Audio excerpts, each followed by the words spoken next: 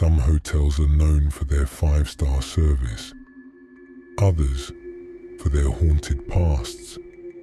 But sometimes, the real story is the one they don't put on the brochure. This is the story of Room 413, a room that doesn't exist, or so they claim. It was a cold October night, the kind where the wind whistles through the cracks of even the sturdiest windows. Robert Mace, a 42-year-old logistics consultant, was flying home from a business conference. But thanks to a delayed flight and a missed connection, he ended up stranded overnight in a small town in Maine. Population, barely 3,000. He called around for a last-minute room, and only one hotel had availability, the Hawthorne Inn. Old, rustic, built in 1886. It had that classic Victorian charm, but there was something off. Still, tired and desperate for sleep, Robert checked in. The concierge, an older man with cloudy blue eyes, handed him a brass key and said, "Room 413, 4th floor, end of the hall." Robert nodded, took the key, and dragged his suitcase into the antique elevator, its metal cage creaking all the way up.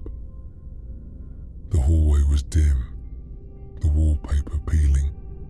Gaslight-style sconces flickered on the walls. He passed room 409, 411, 415. No 413 in sight. Then, at the very end of the hall, he found a door with no number, just a tarnished brass knob and a keyhole. He slid the key in. It clicked. Inside the room was untouched, not just clean, pristine, like no one had been in there for years. Heavy velvet curtains, a 4-poster bed, a grandfather clock that didn't tick. The air was thick, almost too still, but Robert was too tired to care. He collapsed onto the bed and fell asleep within minutes. At exactly 3:13 a.m., Robert jolted awake, not from a noise, but a presence. The room was ice cold. He turned toward the door and saw it was slightly open, just a crack, but enough to see that something was standing there. A tall, shadowy figure. No features, just black. No sound, no movement. Robert couldn't move, paralyzed, not by sleep, by fear. Then, the figure stepped inside, slowly, deliberately. It didn't walk, it glided, and it stood at the foot of the bed. Robert couldn't scream, couldn't breathe, couldn't blink. The only thing he could do was stare, and the figure stared back. Even without eyes, he knew it was staring. They say mirrors can trap energy, that reflections are more than just light. In the corner of room 413 stood a full-length mirror, antique, cracked at the edges. As the shadow moved, the mirror didn't. While the figure stood at the foot of Robert's bed, its reflection was already beside him, closer, watching. The glass began to fog, not from breath, but from whispers, the kind you can't quite hear, but feel in your bones. Robert wanted to look away, but he couldn't, not until the mirror cleared, and he saw himself, not lying in bed, but standing behind the shadow, smiling. That's when it happened. Time folded, Robert's ears rang like a fire alarm. His eyes rolled back, and the room was gone. Not dark, not lit, just absent, like he had fallen between seconds. When he woke, it was morning. Birds chirping outside, sunlight through the window. The room looked exactly the same, except the clock now ticked, and the mirror was gone. But the feeling that was still there, like something had followed him back. Robert stormed to the front desk. His hands were shaking, but when he slammed the key down and demanded answers, the clerk didn't recognize him. The guest book didn't list his name. The brass key was unfamiliar. "We don't have a room 413, the manager said flatly.